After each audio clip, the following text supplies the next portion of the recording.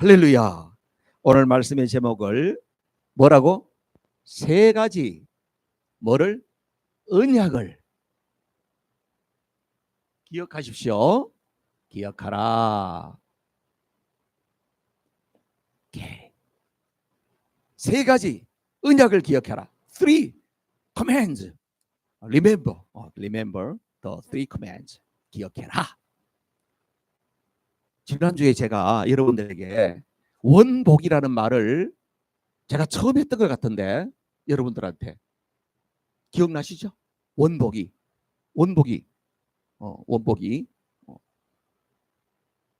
장재영 집사님 아들 나면 장원복이라고 지으세요. 굉장히 좋은 거예요.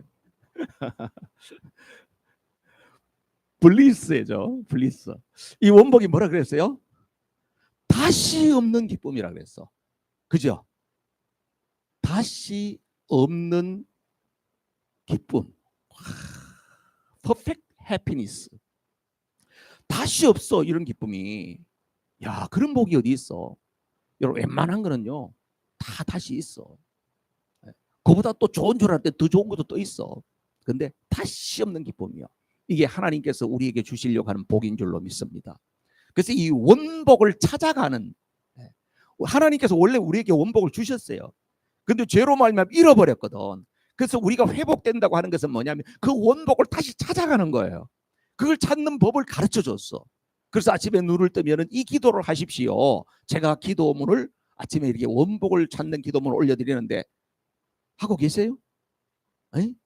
오케이. 제가 보니까 한 30명은 보는 것 같아. 한 30명은 아침에 보니까.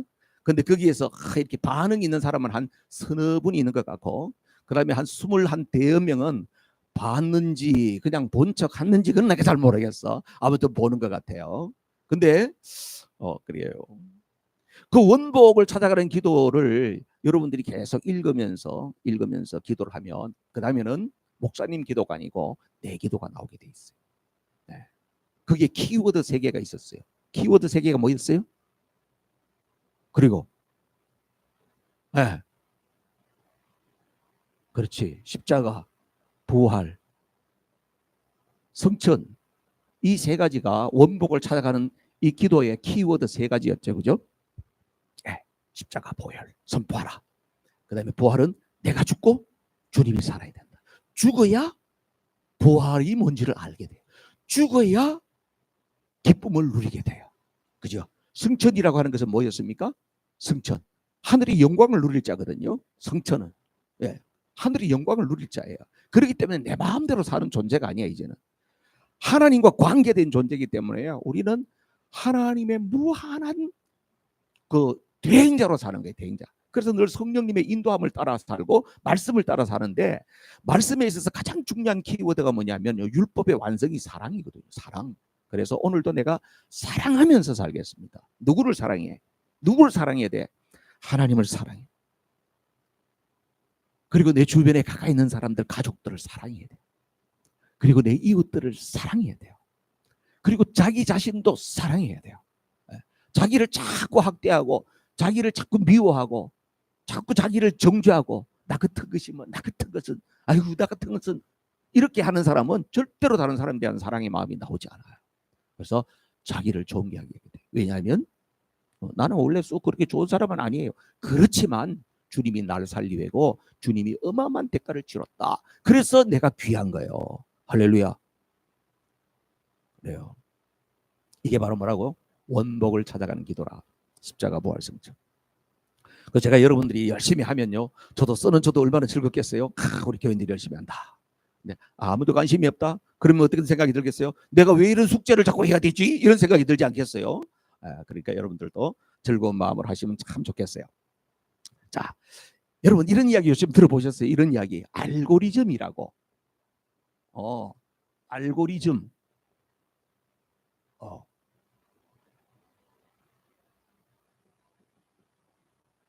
근데 영어로는 알고리즘이 아니고 알고리즘이더라고요. 알고리즘. 응?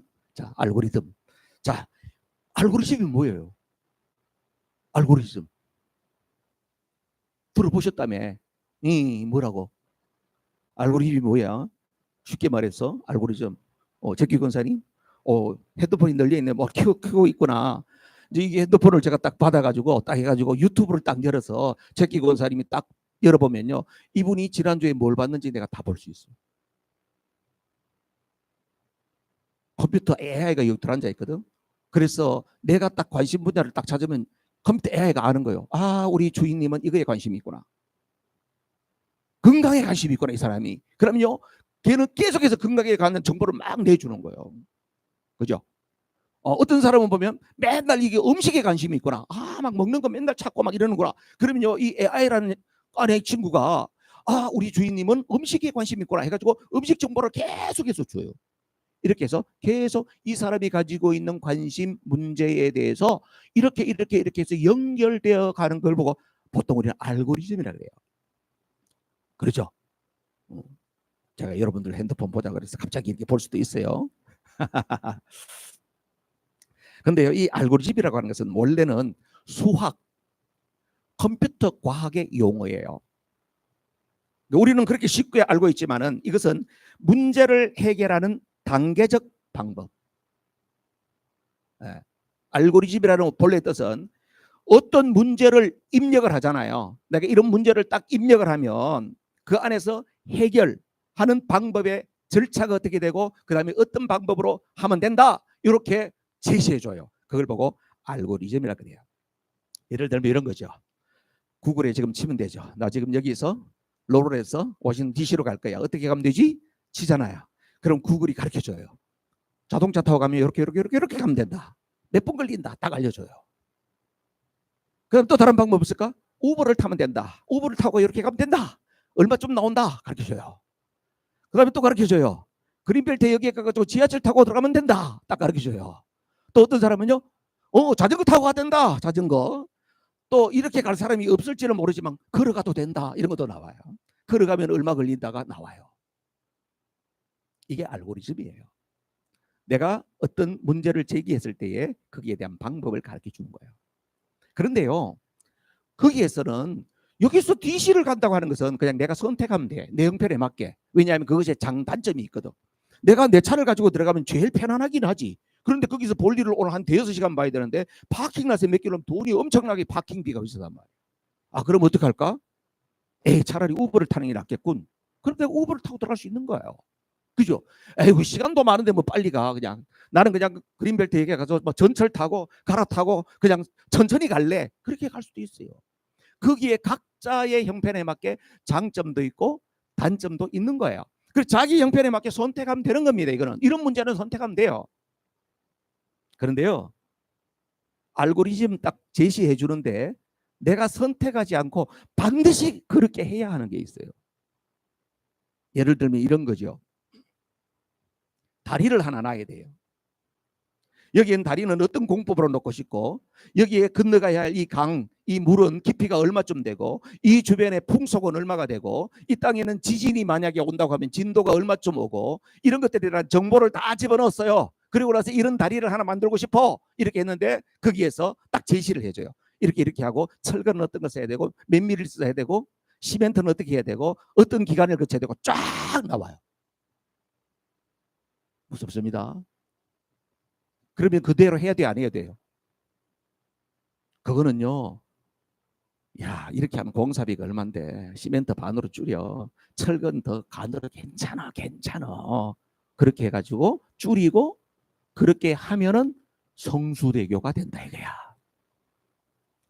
그렇죠? 네. 성수대교 떨어지고 나니까 뭡니까? 다 부실공사 잘못해가지고 그런 거 아니에요. 여러분, 이런 것이에요. 자, 여러분, 왜 제가 이렇게 장황하게 이야기를 하느냐? 하나님의 알고리즘을 알고 계시네. 하나님의 알고리즘이 있어요. 하나님도 우리에게 우리 인생의 문제를 해결해 가는 방식에 대한 알고리즘을 제시해 주고 있어요. 구원에 대해서도 제시하고 있고요. 구원받은 하나님의 백성들이 어떻게 살아야지 되는지 그것을 말씀해 주는 거예요. 이걸 하나님의 알고리즘이라고 이야기할 수 있어요. 그게 어디에 이야기하고 있죠? 크게 이야기하면 성경에 이야기하죠. 성경은 하나님의 알고리즘 이야기예요. 우리 인생의 모든 문제를 해결하는 그 모든 비밀이 거기 숨어 있어요. 그런데요, 그 모든 것 가운데에서요, 아주 대표적으로 하나님의 알고리즘을 잘 설명하고 있는 것이 출애굽기예요. 여러분, 출애굽기는 제가 그림을 많이 그려서 알 거예요, 그죠? 예, 이렇게만 그려도 여러분들은 뭐 다 알아들으니까 얼마나 좋아. 나는 너무나도 좋아. 이렇게 저는 이렇게만 그려도 여러분들은 뭘 하려고 하는지 안다 이거요. 아시죠? 이렇게 미소 짓는 거 보니까 이뻐. 안다 이거지. 근데 아는 가면 더 재밌어요, 그죠? 자, 이게 뭡니까? 은혜예요. 출애굽기 1장에서 11장까지. 요거는 12장이에요. 6월절이에요. 6월절은 뭘 말합니까? 구원을 이야기해요. 그다음 이거 뭐예요? 홍해예요. 네, 13장에서 14장 이야기. 이거 5개는 뭡니까? 5대 광야예요. 15장에서 18장 이야기예요. 이거 높은 거 뭐지? 산이에요. 시내산이에요. 네, 19장에서 24장이에요. 그 다음에 마지막에는 뭐요? 성막이에요. 25장에서 40장. 여기에 하나님의 알고리즘이 다 들어있어요. 여러분, 이 프로세서를 잘 이해하게 되면요, 하나님께서 우리를 위해서 뭘 계획하고 계시고 하나님이 우리에게 요구하시는 게 뭐고 우리가 어떻게 해야지 진짜 행복을 누리게 되는, 이 원복을 누리게 되는가 하는 것에 대한 비밀이 들어있어요. 실제적으로 하나님은 이것을 이스라엘 백성들의 그 역사 속에서 요 그대로 한 거 아니에요. 출애굽기 1장부터 40장까지는 이스라엘 백성들이 노예살이 종살이 하던 데서부터 하나님께서 약속하신 가나안 땅으로 이끌어가는 모든 과정을 이야기하는 거잖아. 실제 역사 가운데 하셨다니까. 그러면서 우리에게도 너희들도 이 프로세스를 통해서 하나님이 복을 주신다고 말씀하는 거예요.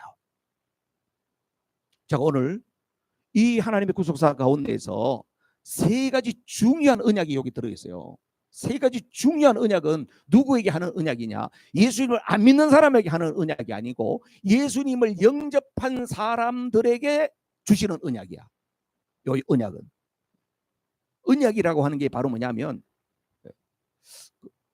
이 언약이 내가 이 발음을 제대로 하나 모르겠다. 이거 집에 가면 또 교정을 당할지 몰라요. 경상도 아저씨는 이 발음이 잘 안 돼요. 쌀 이런 쌀은 해요, 제가. 언약이라고 하는 것이 하나님께서 특정한 사람이나 민족을 부르시고 거기서부터 출발해요. 하나님의 부르심에서부터 출발한다고. 이 언약 약속이라고 하는 것이요, 하나님의 콜링이 분명히 있어. 하나님의 언약 콜링에서부터 출발하는 거예요. 그죠? 아브라함에게 복을 주시고 언약 약속했잖아요. 그냥 멀쩡히 그냥 아브라함을 하나님이 부르신 거예요. 아브라함이 뭐 잘한 거 있었는 것도 아니고요, 집안이 괜찮은 것도 아니에요. 아브라함은 집안은 알고 보면 우리 집안하고는 비교도 안 돼요. 아브라함 아버지는요 우상장사였어. 우리 아버지는 목사였어. 그래도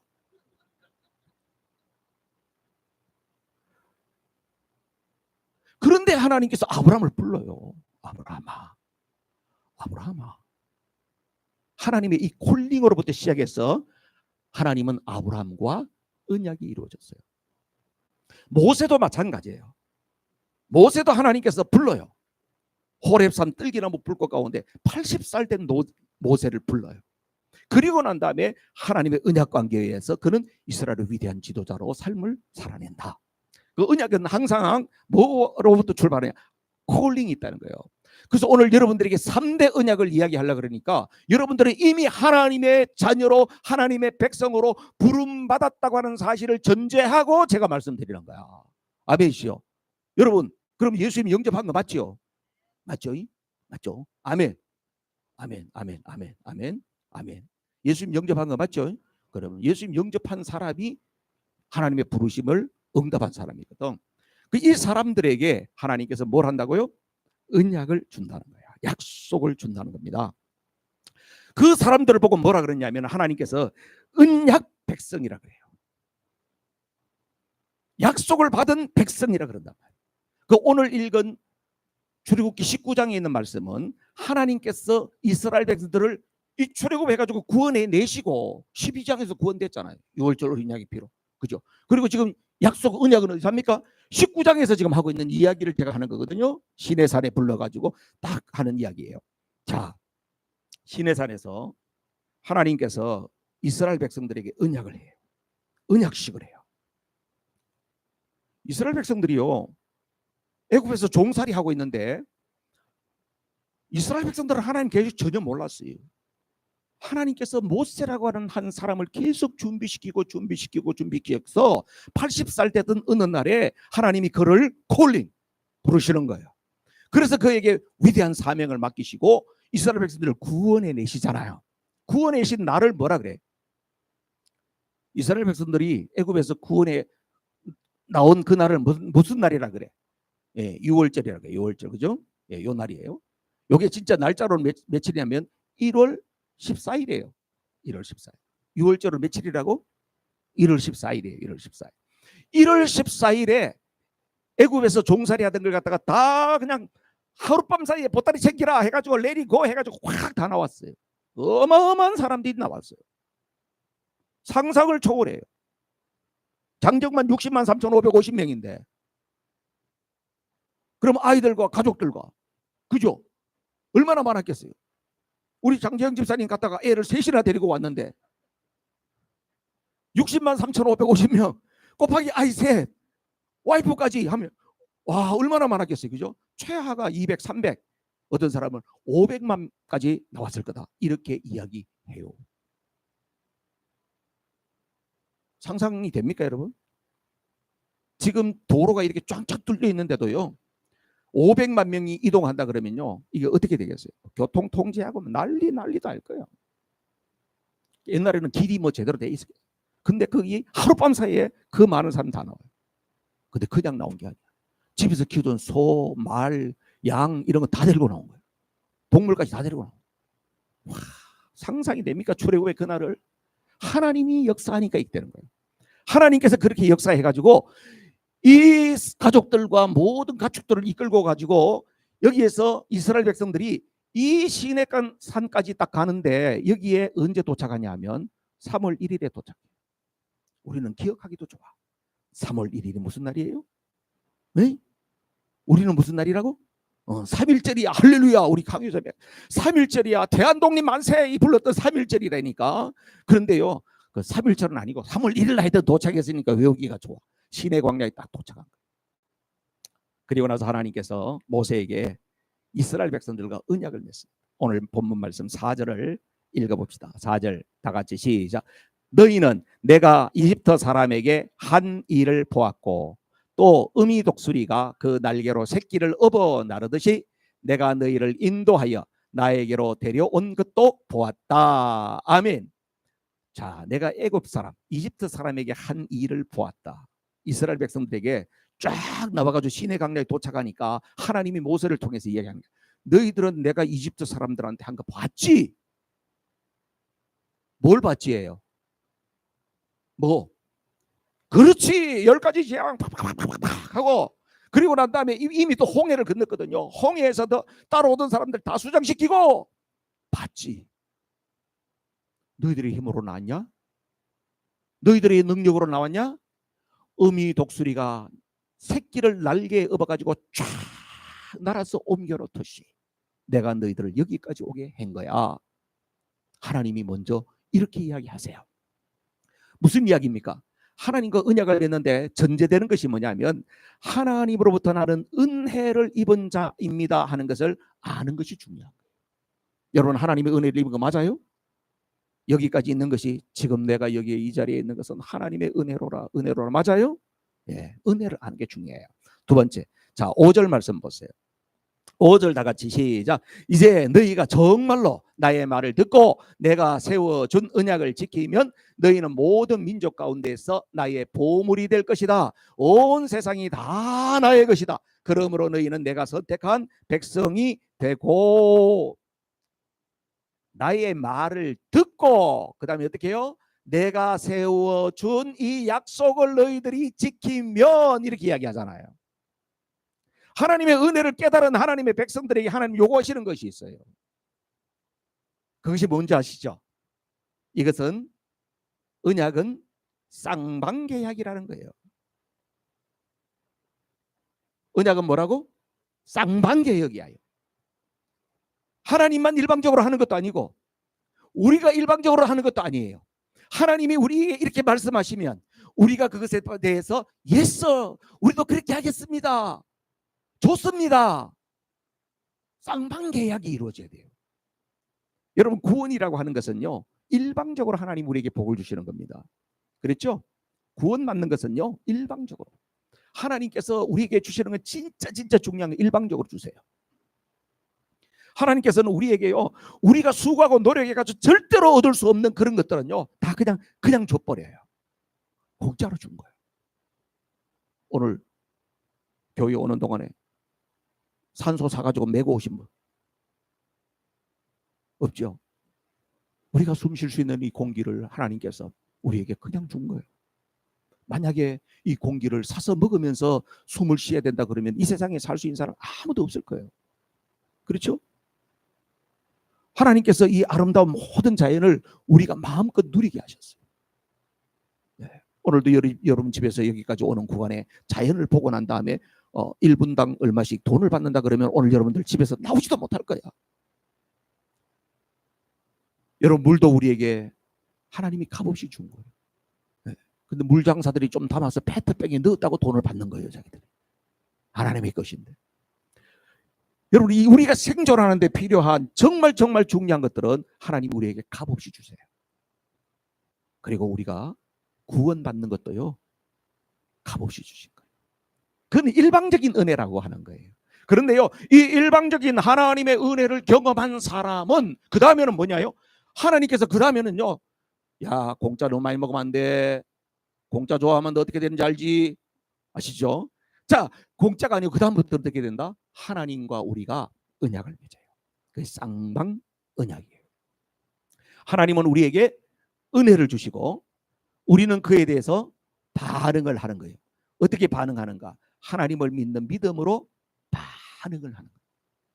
하나님은 우리가 그렇게 되기를 원하세요. 자, 6절 말씀 보세요. 6절 다 같이 시작.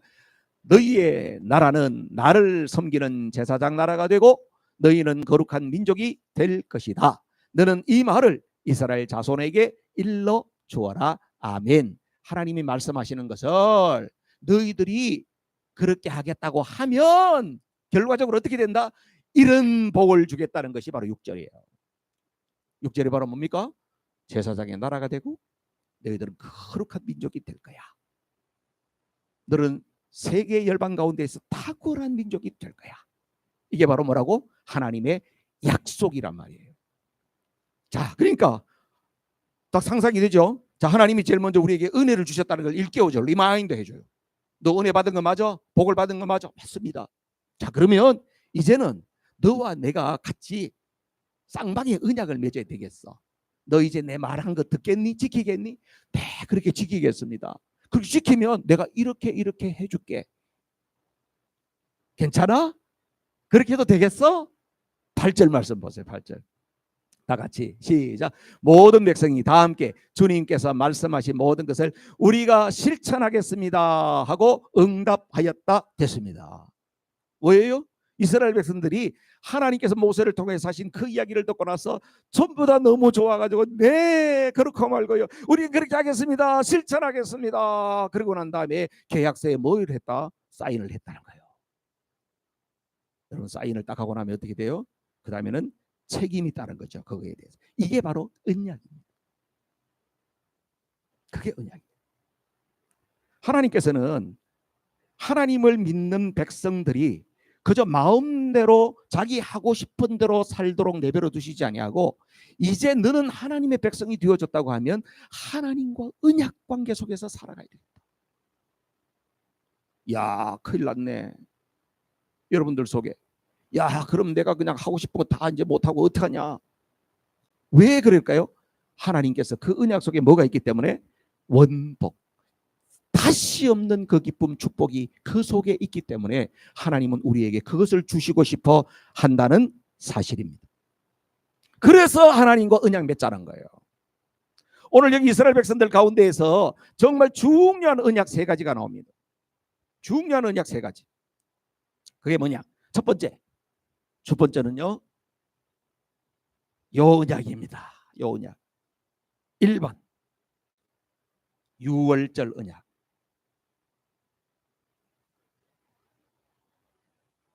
자, 유월절 언약은 무슨 언약이에요?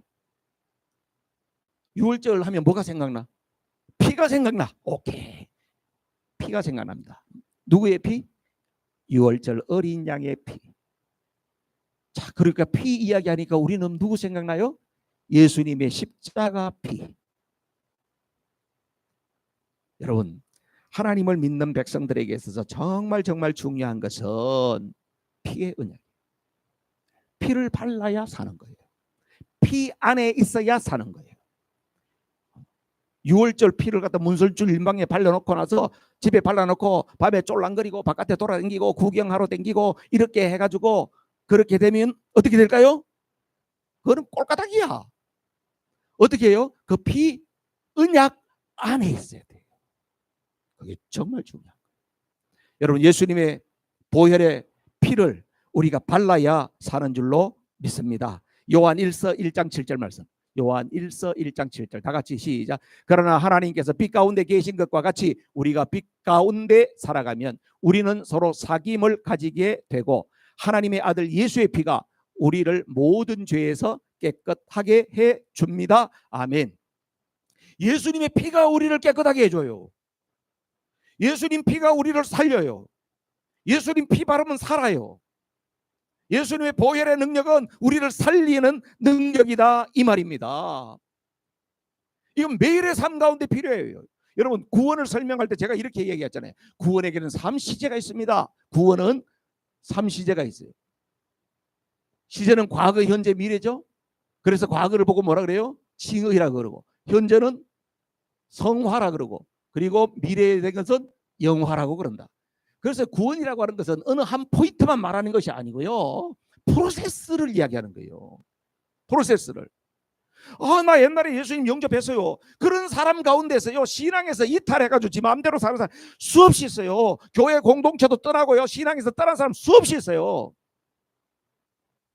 나는 그래도 구원받는다. 그런 자신감 갖지 마세요. 그건 객기야. 당신이 구원받았다고 하는 것이 뭐로 증명이 될 것이냐? 그것은 오늘 성화의 삶을 살아내는 것을 통하여서 내 칭의가 증명이 되는 거예요. 여러분 믿어요? 굉장히 중요한 이야기예요, 여러분. 한 번 구원은 영원한 구원이라고 방심해서는 안 된다는 이야기예요. 아니, 네가 천국에도 안 가봤는데 네 이름이 생명록에 딱 들어가 있는 게 네가 그냥 믿음으로 그럴 거다 생각하는지 봤어? 봤어? 그러니까 내 이름이 생명록에 기록되어 있다고 하는 것은 오늘의 현재적인 삶 자체를 믿음으로 살아내는 그 삶을 통하여서 다른 사람이 봐도 와, 저 사람 정말 구원받은 사람 맞을 거야, 그러는 것이지.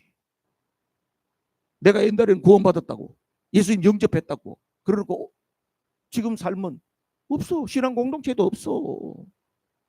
지 마음대로 살아.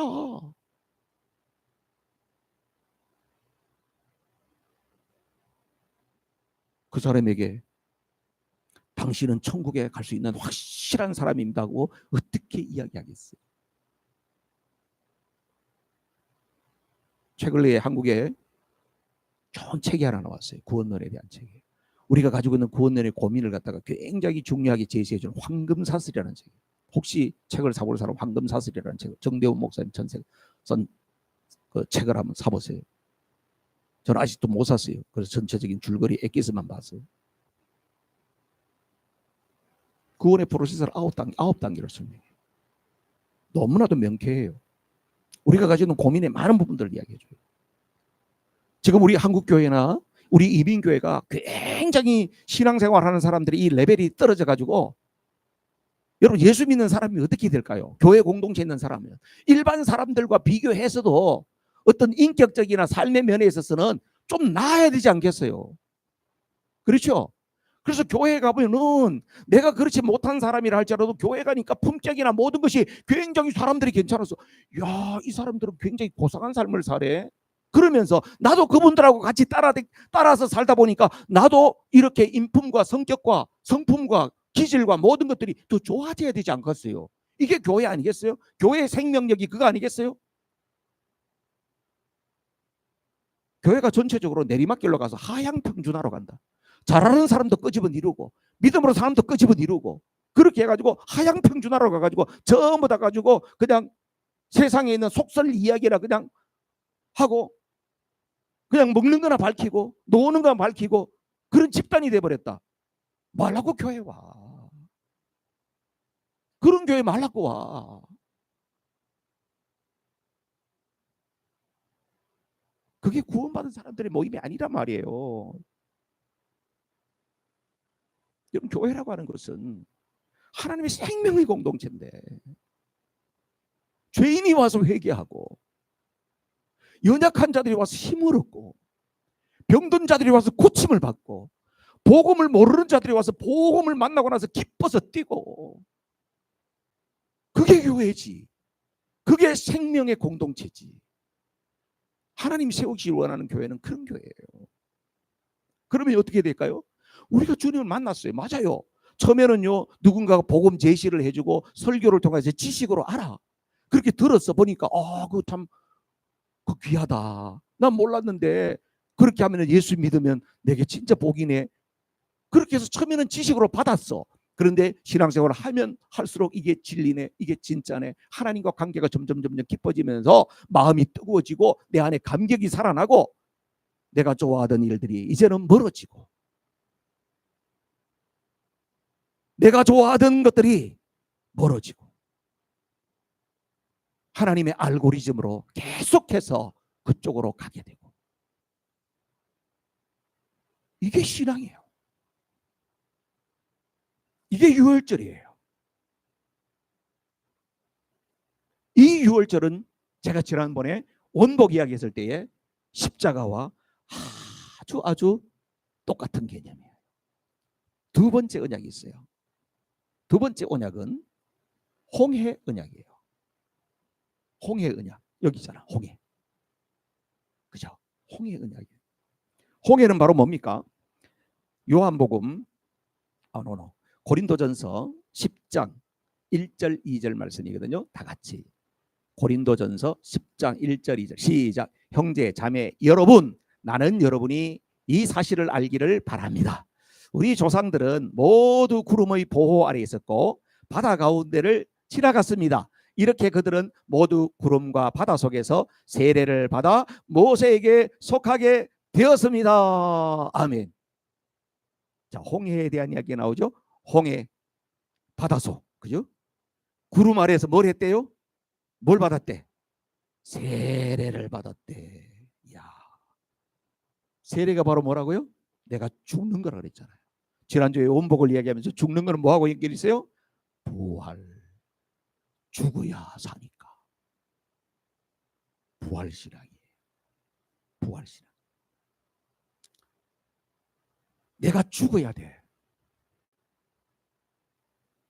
신앙생활의 승패는 예수님을 영접한 사람들에게 있어서 신앙생활의 승패는 어디냐? 내가 죽느냐 안 죽느냐예요. 영화 제목 같다. 죽느냐 안 죽느냐. 그게 문제로다. 여러분, 가정의 행복의 비밀이 어디냐? 내가 죽느냐 안 죽느냐예요. 그게 문제예요. 그렇죠? 똑똑한 사람들이 두 사람이 만나면 행복할 것 같죠? 안 그래? 어떻게 이 비밀을 아실까? 똑똑한 인간이 둘이가 만나면요 절대로 행복하지 않아요. 서로가 잘한다고, 서로가 잘났다고 서로가 가르쳐 주려고. 한 놈이 죽어야 되는 거예요. 어떤 놈이 죽어야 될까?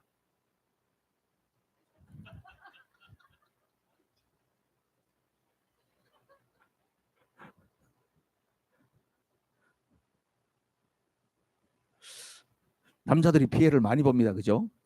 예.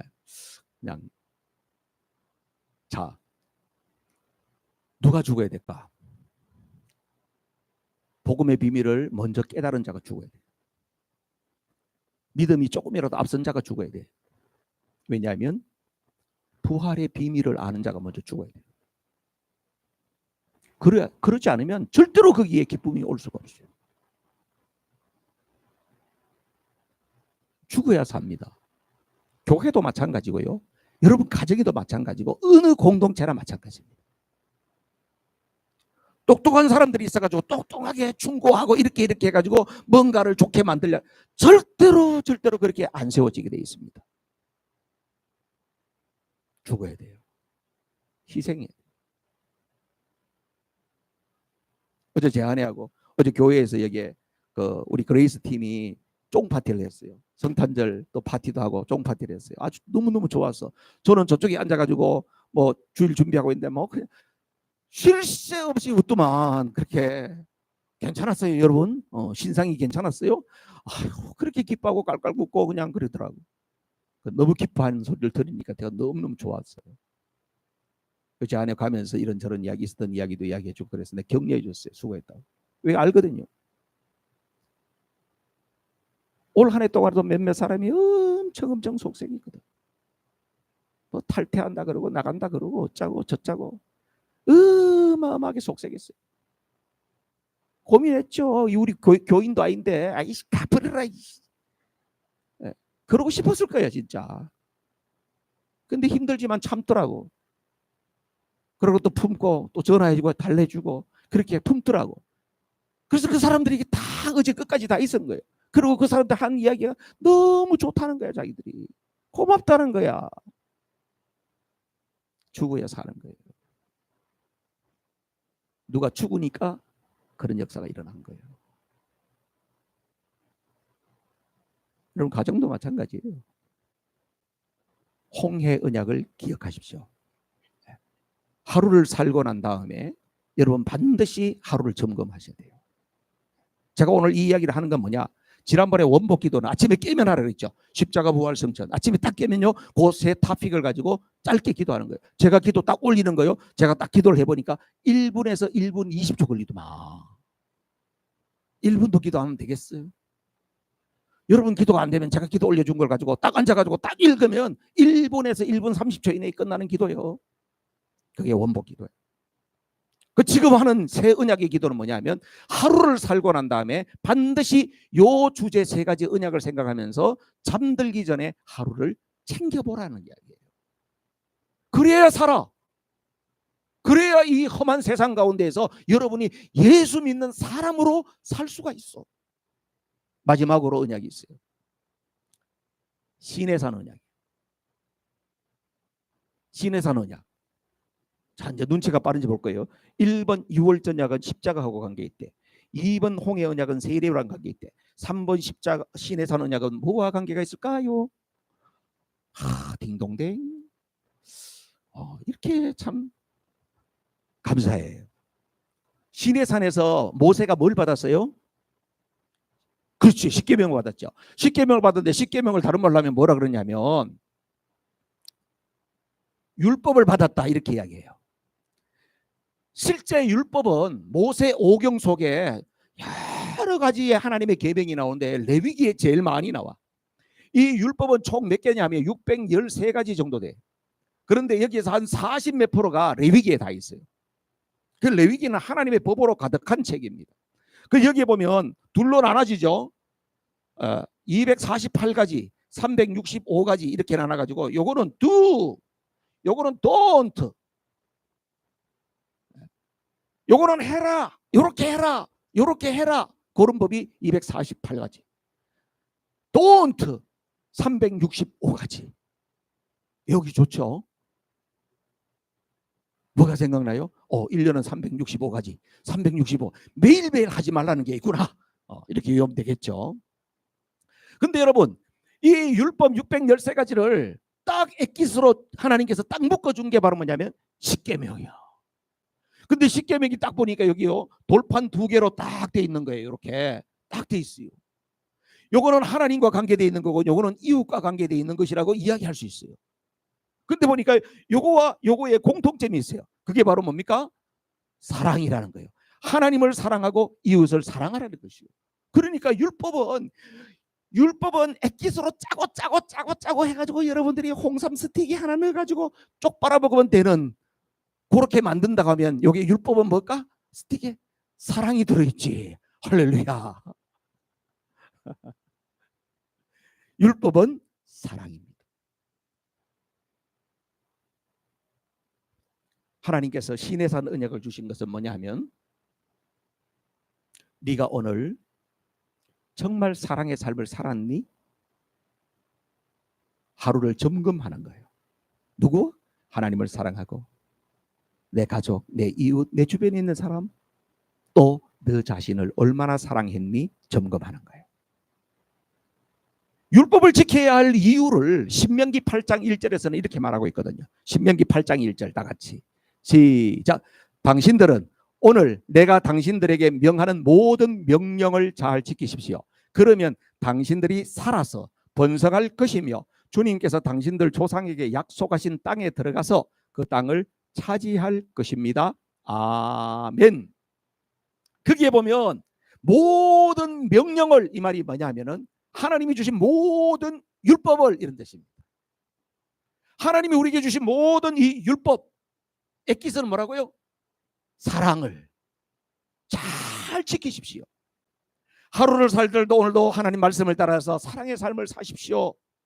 사랑하십시오. 하나님을 사랑하십시오. 이웃을 사랑하십시오. 가족들을 사랑하십시오. 너 자신을 사랑하십시오. 그러면 어떻다고요? 네가 산다는 거예요. 네가 사는 비결이 사랑하는 거라는 거예요.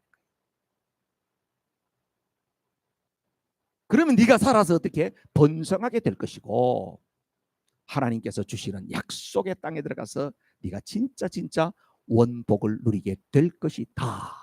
할렐루야. 이게 하나님의 약속인 것입니다.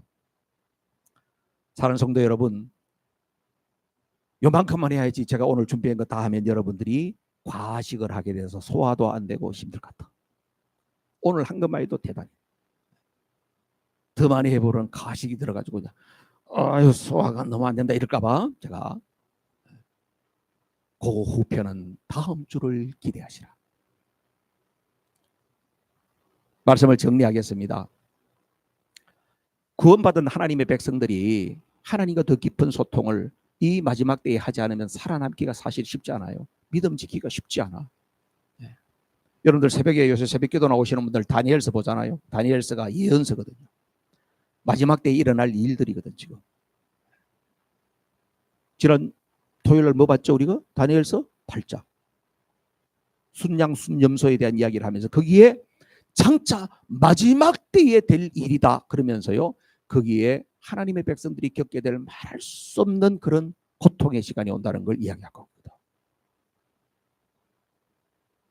여러분 호락호락하지 않습니다.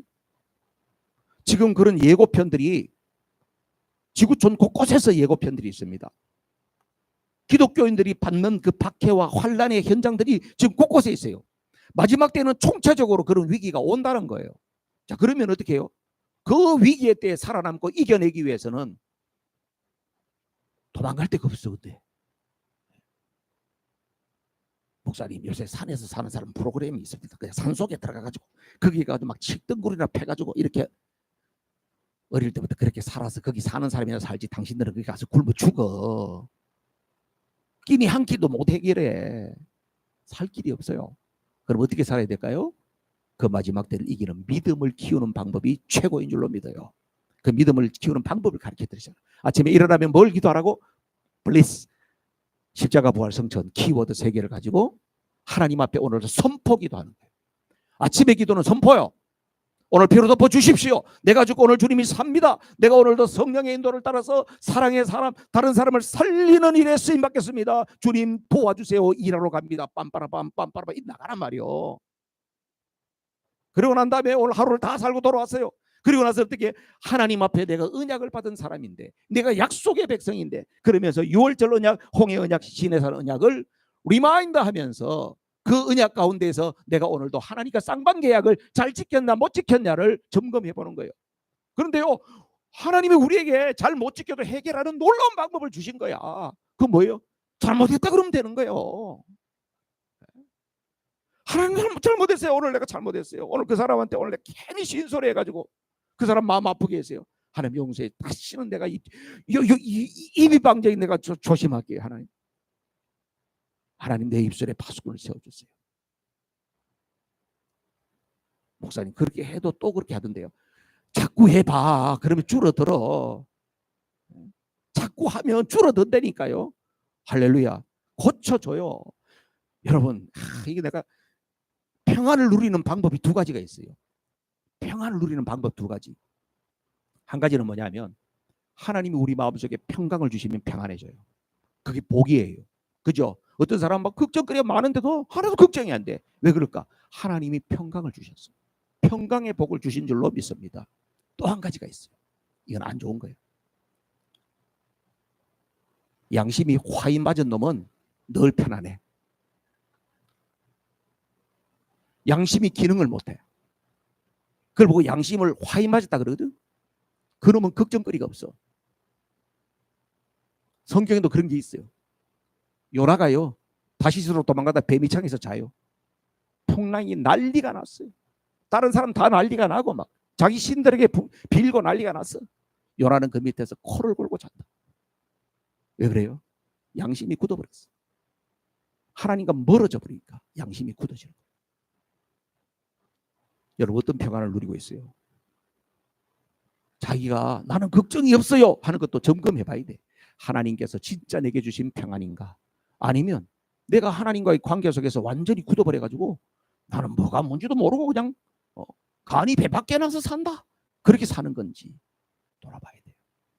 그걸 어떻게 돌아본다고? 매일매일 자기의 삶을 하나님의 세 가지 언약으로 비춰서 점검하고 하나님 앞에 부족한 것도 하나님 잘못했어요. 오늘 이 저녁에 잠들기 전에 하나님 앞에 회개합니다. 그리고 내일 새날을 기대하고 이 일이 아침 저녁으로 반복되어지면서 우리가 더 거룩한 백성으로 살아갈 수 있기를 주님의 이름으로 축복합니다. 우리 합심해서 이 시간 기도할 거예요. 여러분 마음에 결단하고 가야 돼. 성전을 떠나기 전에 반드시 마음속에 이 이야기를 하나님 앞에 이야기하고 가야 돼요. 난 그렇게 하겠습니다. 하나님 도와주세요. 나는 부족하지만 하겠습니다. 도와주세요. 최소한 내 스스로 잘못하면 지금 목사님이 기도문 올려주는 거라도 매일매일 읽으면서 내가 신학의 습관을 만들겠습니다. 결심하고 가는 게 중요해요. 우리 통성으로 기도하겠습니다. 할렐루야. 우리 하나님